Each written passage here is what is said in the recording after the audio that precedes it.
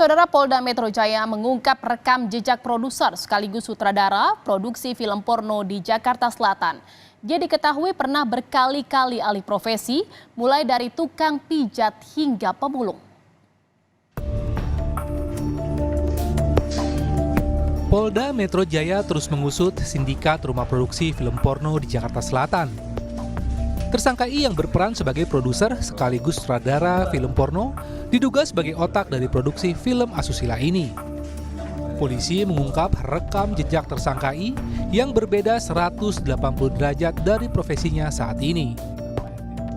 Tersangka I diketahui pernah jadi tukang urut pada 1990 sampai 2003. Lalu beralih jadi pemulung hingga pengepul kertas di tahun 2009. Kemudian di tahun 2009 sampai 2016, belajar syuting secara otodidak dan masuk dunia entertain hingga membuka agensi dan kelas akting hingga tahun 2020. Pada tahun 2020, ia menjadi YouTuber dan streamer sampai 2022. Setelah itu, ia beralih menjadi produser sekaligus sutradara film porno. Modus operandi tersangka adalah mengelola 3 situs yang berisi muatan pornografi dan merekrut sendiri pemeran untuk produksi film pornonya.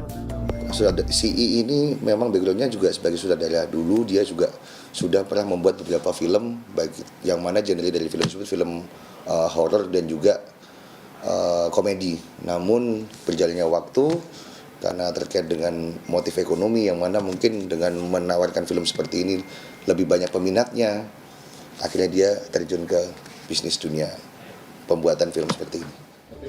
Kasus rumah produksi yang sudah membuat 120 judul film asusila di Jakarta Selatan ini ternyata terungkap secara bertahap.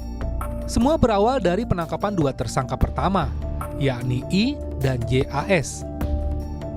I merupakan pemilik rumah produksi yang juga penyewa ketiga ruko. Saat menyewa ruko, ia berdalih membuat film pendek dan iklan untuk YouTube.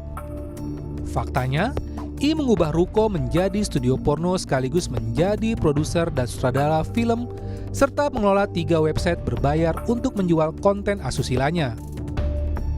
I juga melakukan casting pemeran film porno. JAS yang ditangkap bersama I adalah kamerawan. Tersangka ketiga AIS berperan sebagai editor film. Kemudian AT sebagai sound engineer dan seorang perempuan berinisial SE yang bertugas sebagai sekretaris rumah produksi sekaligus salah satu pemeran film porno. Selain menangkap tersangka, polisi juga menyita sejumlah barang bukti untuk pembuatan film asusila, antara lain laptop, komputer, dan kamera. Polisi bilang rumah produksi mulai membuat film porno sejak 2022. Para tersangka meraup keuntungan sekitar 500 juta rupiah. Tim Liputan, Kompas TV.